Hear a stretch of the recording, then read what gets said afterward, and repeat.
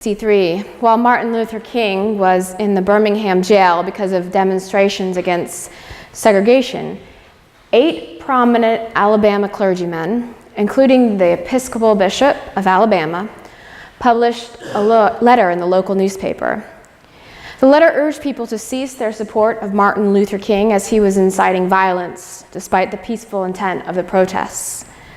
4 days later, on Good Friday, Martin Luther King wrote a lengthy response to these clergymen. The letter is referred to as Letter from a Birmingham Jail because he wrote it from his jail cell. It would be impossible for me to summarize it as the letter is approximately 7,000 words, and they're all important words. The letter was critical of what King referred to as the white moderate, those who supported desegregation but wanted to wait until a more appropriate time. King was also critical of the white churches. He wrote, "But the judgment of God is upon the church as never before. If today's church does not recapture the sacrificial spirit of the early church, it will lose its authenticity, forfeit the loyalty of millions, and be dismissed as an irrelevant social club with no meaning for the 20th century." It is not a coincidence that he wrote these words on Good Friday, a day when the church talks the most about Jesus' sacrifice, a day when we are reminded of the betrayal of not only Judas, but Peter and the other disciples who abandoned Jesus when he needed them the most. In my last church, we always did a drama on Palm Sunday, and as the assistant, it was my task to cast the drama. And there were, of course, a few people that I called on several times. I tried to ask them for different parts, but I asked them every year nonetheless. And at one point, one man said to me, "How come I always have to be the bad guy?" And I responded, "The only good guy in this story is Jesus, and no one wants to play him either." It's true, if you look at all the people in the story that we hear every Palm Sunday and every Good Friday, which includes Peter, the chief priest, Pilate, the soldiers, the crowd, no one comes out looking good. Only Jesus, and he gets crucified. Of course, the biggest betrayal comes from those closest to Jesus, his disciples. We all know about Judas and his outright betrayal. We know about Peter's denial. Yet there were 10 other disciples. Where were they during the trial? Where were they at the crucifixion? The Gospel of John mentions that one of the 12 apostles was at the foot of the cross. The gospel does not name the disciple, it only refers to the beloved disciple. And I sometimes wonder if that was done so that we could all see ourselves in that spot. Now, there were some women, including Jesus' mother, who were at the foot of the cross, but the other 11 apostles were missing. We can't be sure why they were missing, but since the gospel tells us later that they went into hiding because they were afraid, I assume they were trying to save themselves. They were afraid that if people associated them with Jesus, they would either be arrested or crucified. And I do not blame them. They were terrified, and I would have been as well. They were not ready for that kind of sacrifice. I often wonder if I would have been brave enough to support Martin Luther King as a white pastor in the 1960s.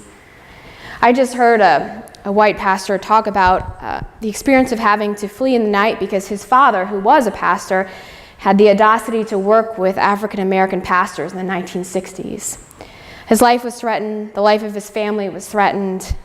His father risked a great deal to stand with the African American pastors, and he paid the price. And I'm not sure I would have been that brave. I would have surely been part of the white moderate.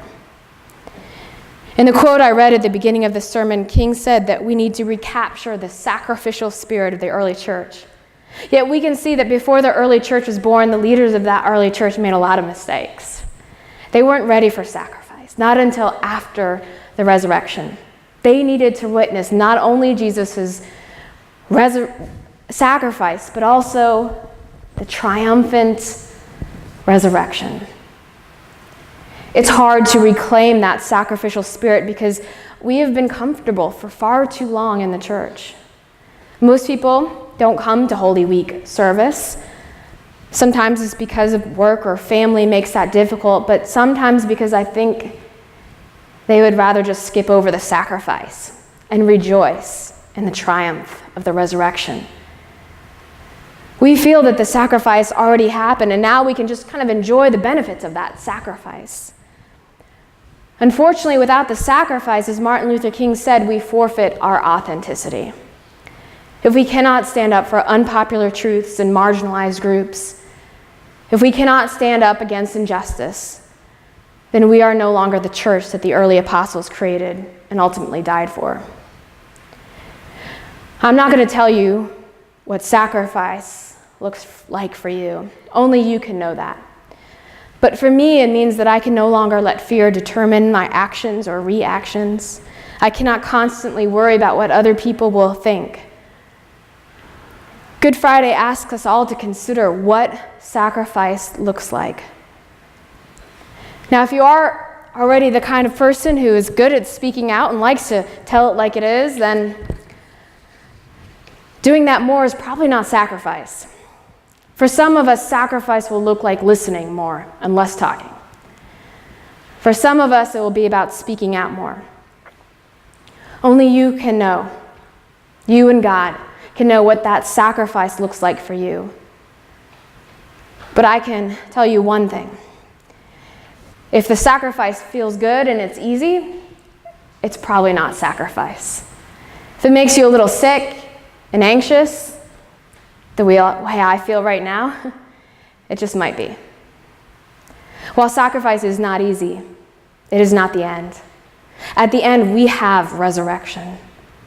Martin Luther King never gave up on the church, and Jesus never gave up on his disciples. He forgave them after his resurrection, and they were transformed into a new people bold enough to proclaim the gospel in a hostile world.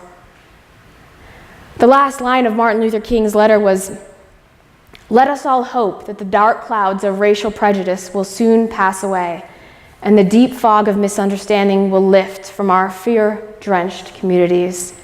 And in some not too distant tomorrow, the radiant stars of love and brotherhood will shine over our great nation with all their scintillating beauty." That is what Christian hope looks like.